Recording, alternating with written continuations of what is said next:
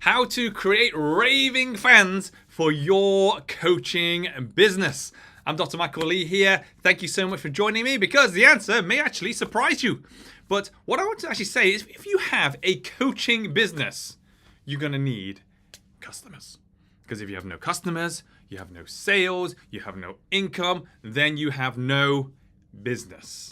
So ultimately, we've got to be thinking, well, if I'm going to get customers, I got to create some raving fans because, raving fans create even more customers over and over and over and over again. How many of you want more customers like that, right? Because the fact is that they will do the marketing for you. Because there's nothing better than someone talking all these amazing things about what you do. And most importantly, how you have changed their lives.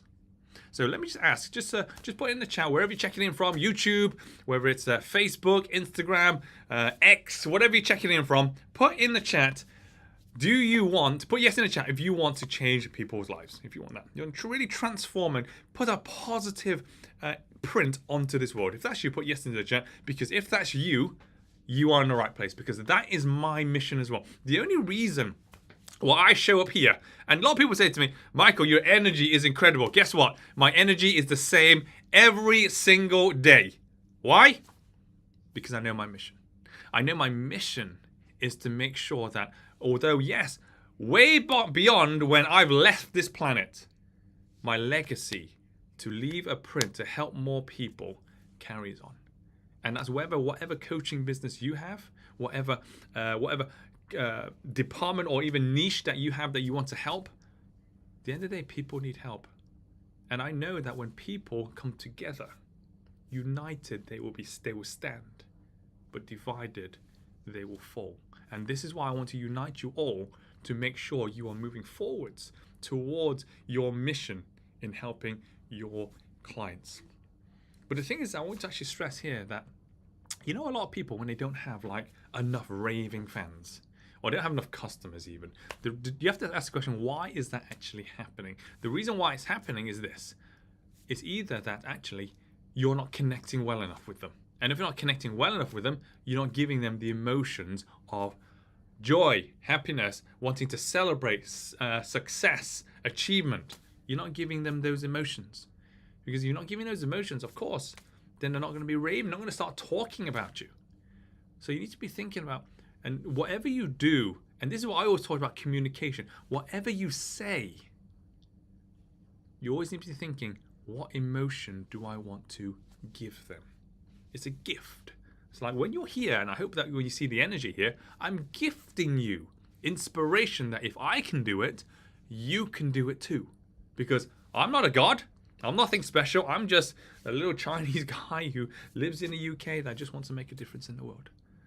And I hope that you're that same person too. Maybe you're not Chinese, but you may be someone else in a place of the world that you want to make a difference. And if that's you, thank you.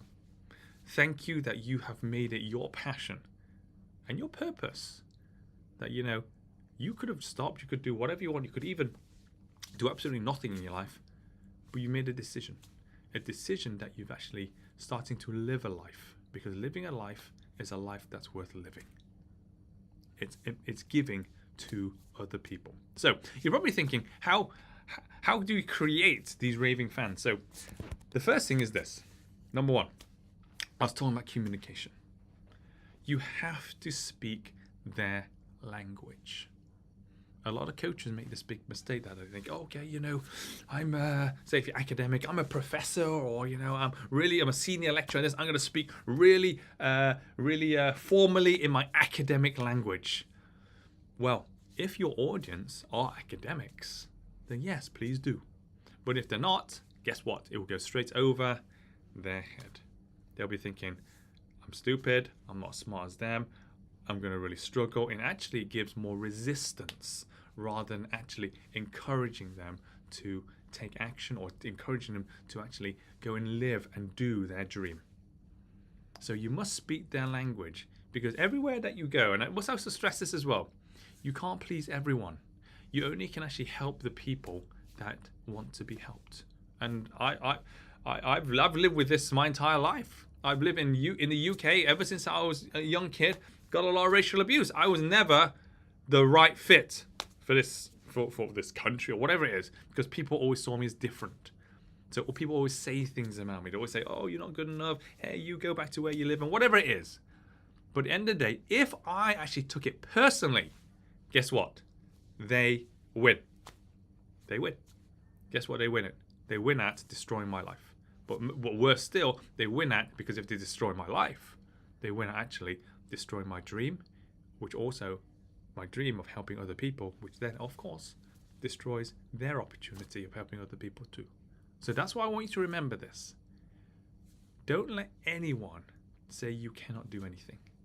Because when they say you cannot do something, they're just imprinting onto you, just because I can't do it, you can't do it too.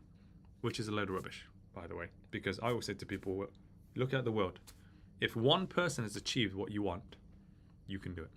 Because it shows it's possible. And there is no like humans that are gods on this planet, that are super special. So if they can do it, you can do it too. But you must start with connecting with the right people.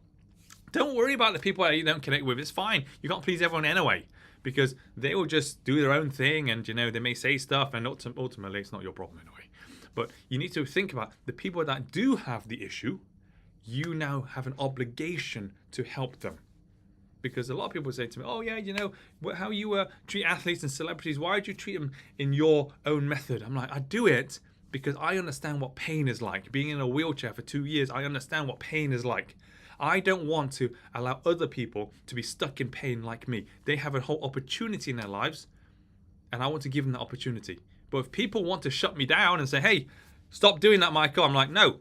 If you shut me down, you rob everyone else's opportunity of living a life of pain, of being out of pain. So that's why everyone has an obligation to serve and give, but you must speak the right language to the right people. Okay, that's the first thing. The second thing is this. When you're delivering your product, your service, who doesn't want to do a great job? You have to do a great job, because this world is so competitive nowadays. You have to do the best job you can think of. The reason why is because if you don't, the next person is going to come by and actually help them when you could have helped them. Is that a bad thing? Well, in the long term, probably not. But for you, you want to get the confidence that you're doing you're doing the right thing. So you want to be able to keep doing that, but you have to deliver, but most importantly, over deliver. When you over deliver, then people will see you as actually, yeah, they truly care. Everything that I do, I always over deliver. The reason I over deliver is because I care. I don't have to do more than what's necessary. Is I choose to do more because actually it impacts people's lives. And that's how I want you to think too, because don't think, "Oh, it's going to cost me more time," or "It's going to be really difficult with this and that." No, just over deliver. Just give them what they need, because once you give them what they need, they're going to trust you more anyway. And you want people to trust you because then they know the true you. Right? Because let's be honest, whatever behavior you give is just a reflection of actually your true intention. If you're one of those people that keep holding back, you don't give what they need, guess what? It's greedy. It's greed. But if you want to keep giving, well, a person that just keeps giving is love. And that's why I want you to show love to everyone that you serve.